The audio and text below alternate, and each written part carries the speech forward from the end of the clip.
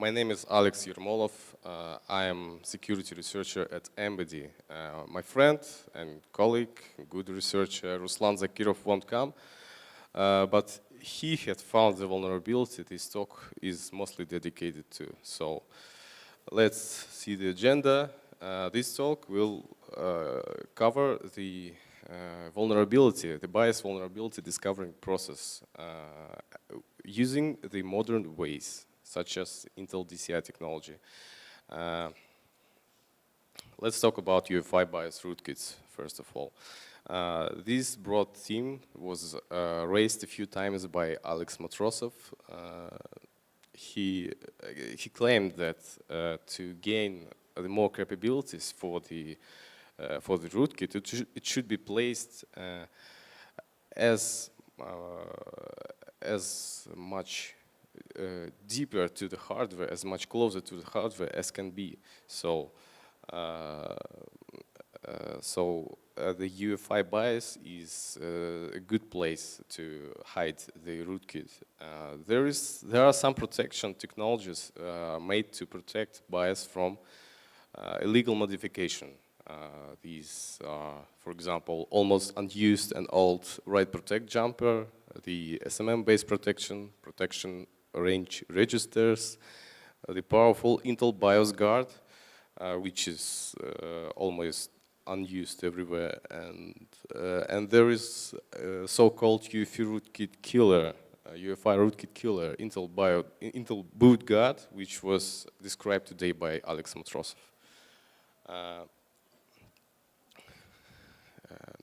Not every vendor applies these protection technologies on the system. You can check if your system has at least one protection technology using the chipsec framework.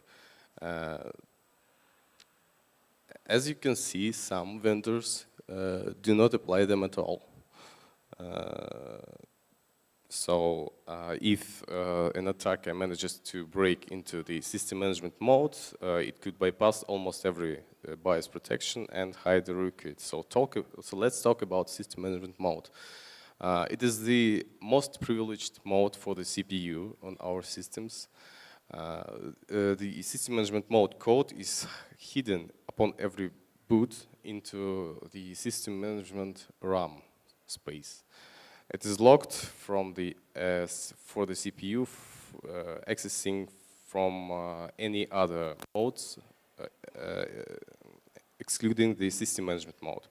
So if an attacker manages to break into the system management mode, it could execute completely isolated from the operating system. It could execute in parallel with operating system.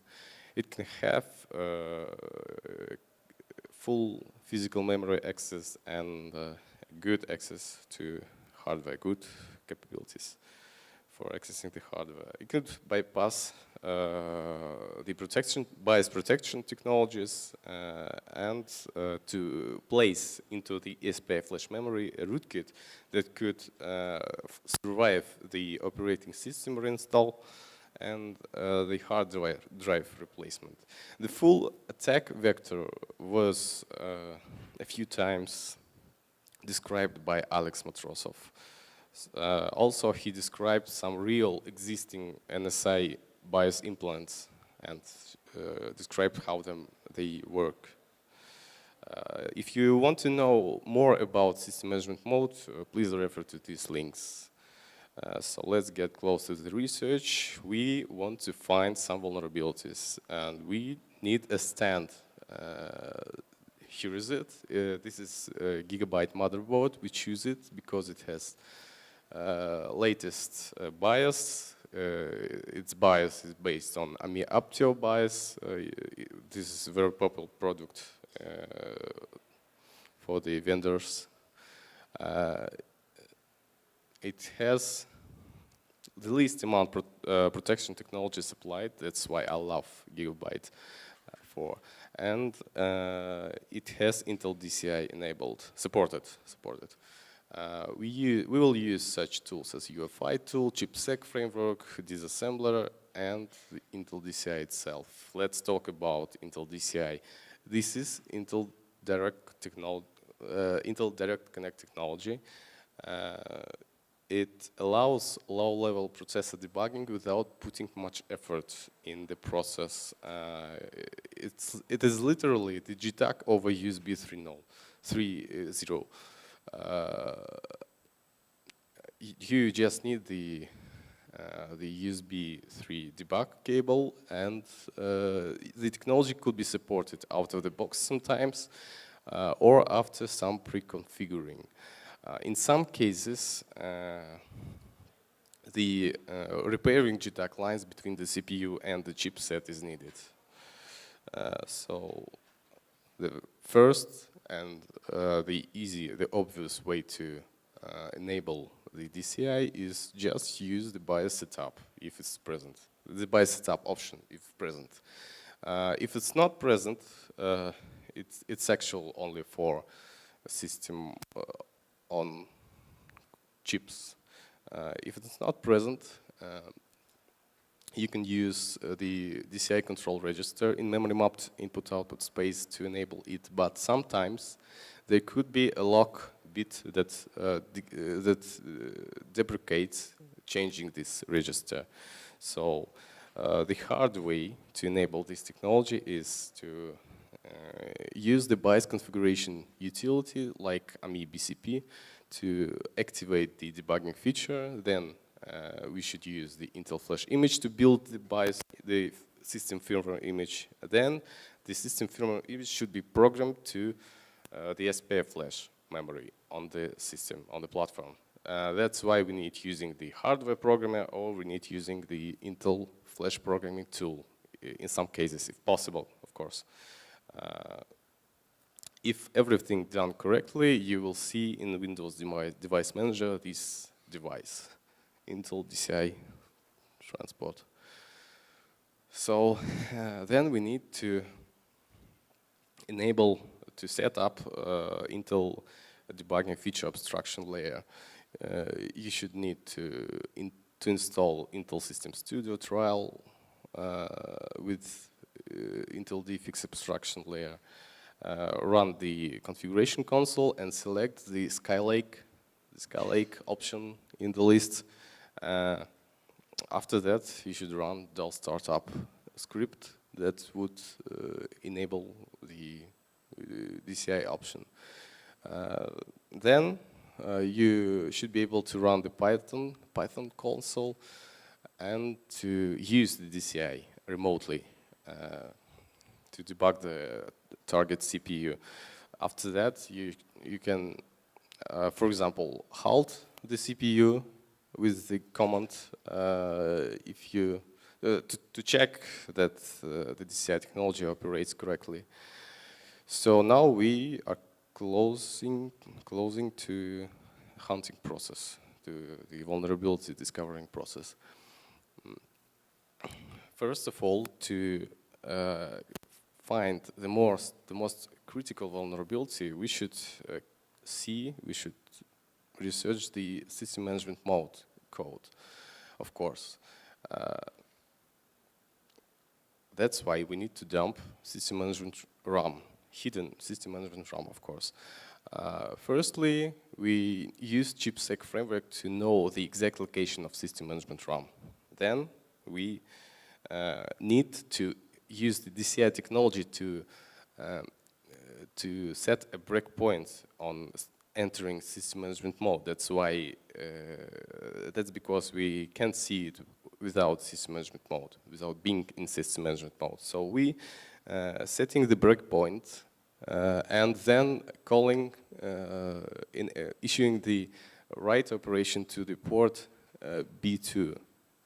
After that, we resuming the execution and waiting until the break is active. The break is triggered. After that, we will be able to dump the system management RAM. For its analysis, we should use the SMRAM parse script.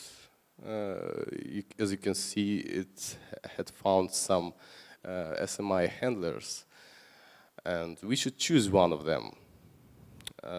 Let's check, for example, one of the handlers that was affected by apteocalypsis box. The handler is called UsbRiSmm. We checked this handler, the issue was correctly patched, the original issue was correctly patched, but we had found another one. Let's see the dispatch routine, the dispatch function. As you can see, there is a global pointer that points to something we don't know yet because we are analyzing this in static. Then there is a structure, there's some pointer to some structure which can be calculated by this formula.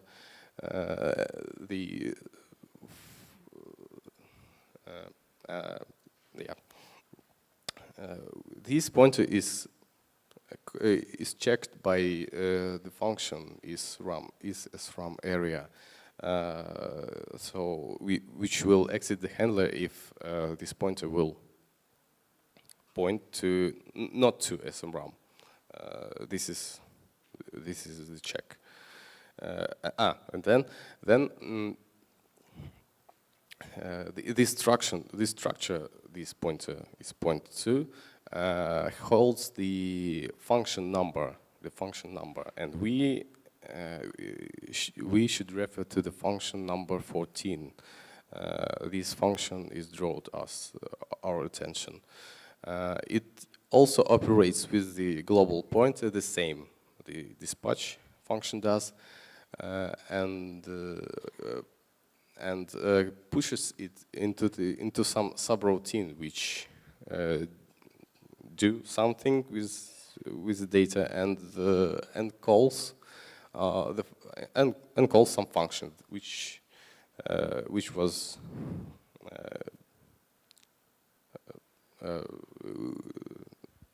written in the arguments in the stack. So to check this in dynamic, to see what exactly is going on, we should to use the DCI again. We making the breakpoint to SMM mode. Then we issuing the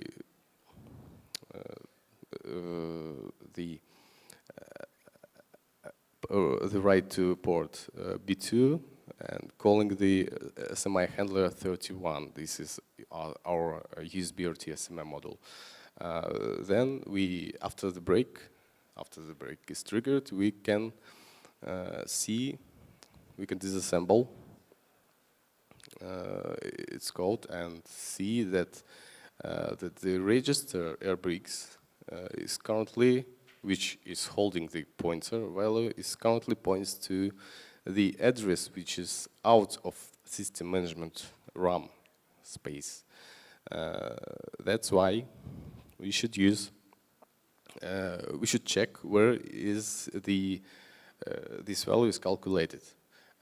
How could we calculate this value from the operating system?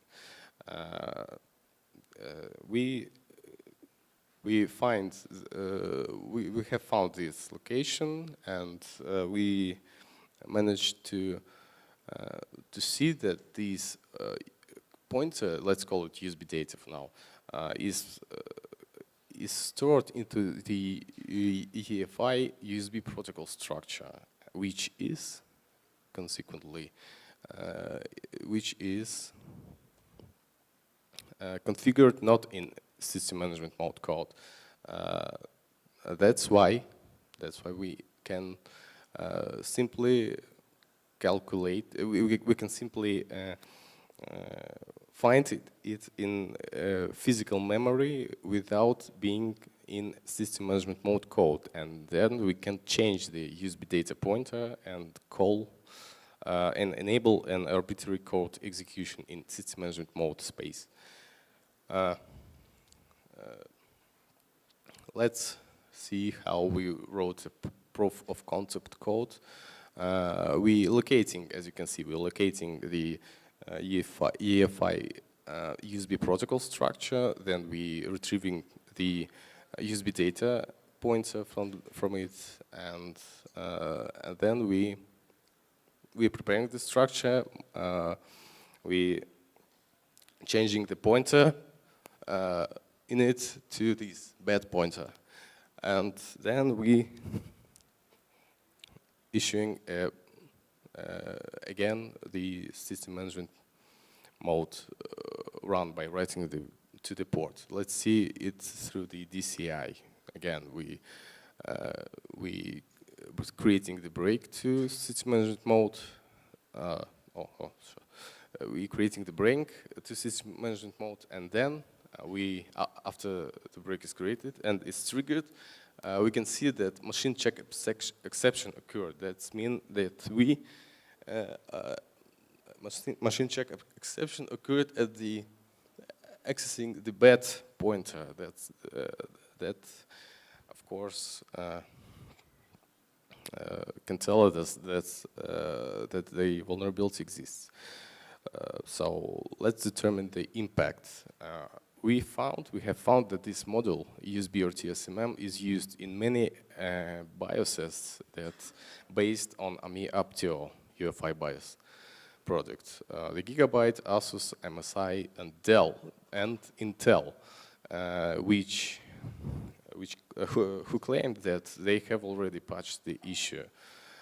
So we bought one of Intel nukes, then build a stand with that. The firmware was latest at that point.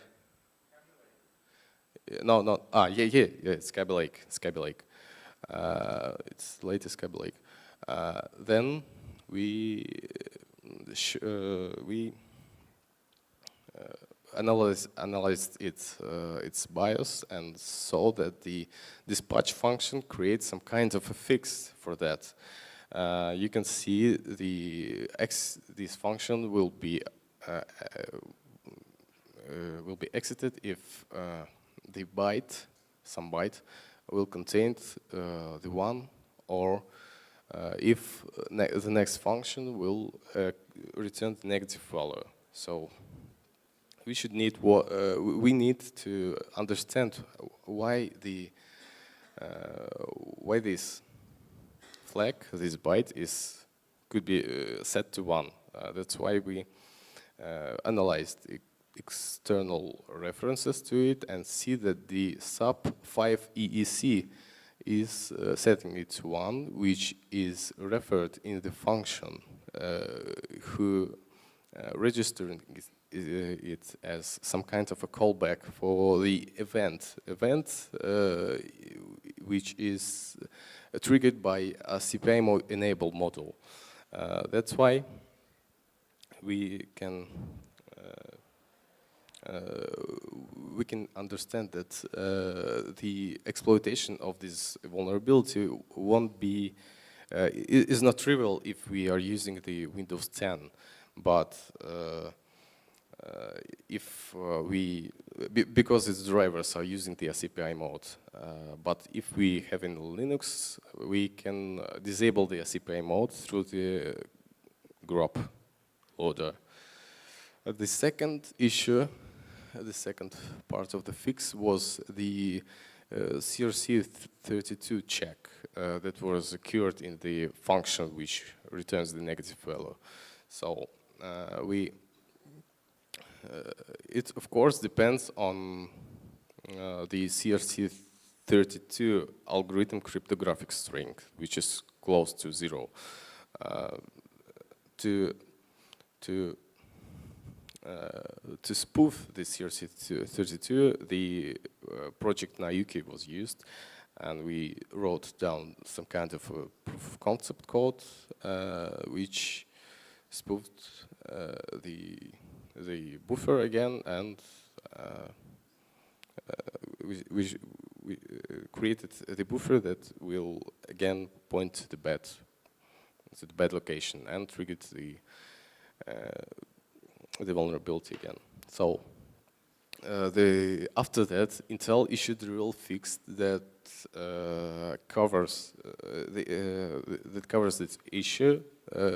They registered a CVE for it, which the patch was like that. The initial value for calculating the CRC32 was changed from the fixed one, the standard one, to the one that comes from input-output port 1808. But some of the affected NUCs have the Intel boot guard bypass, Intel boot guard protection turned on. But I personally found a way to bypass this protection, and in the same update, Intel released a patch for it. Also, some of Intel boot guard bypass techniques was presented by Alex Matrosov today. So let's see some conclusions. As you can see, there are still highly critical vulnerabilities in UEFI BIOS firmware, allowing to execute in SMRAM and placing rootkits into the system. This talk describes some modern way to discover such vulnerabilities using, for example, using the DCI technology. And some hint for future researchers is that that one days in the firmware could be easily discovered by just diffing the firmware images, as was told today by Alex Matrosov. Nobody updates the BIOS. So thank you for your attention.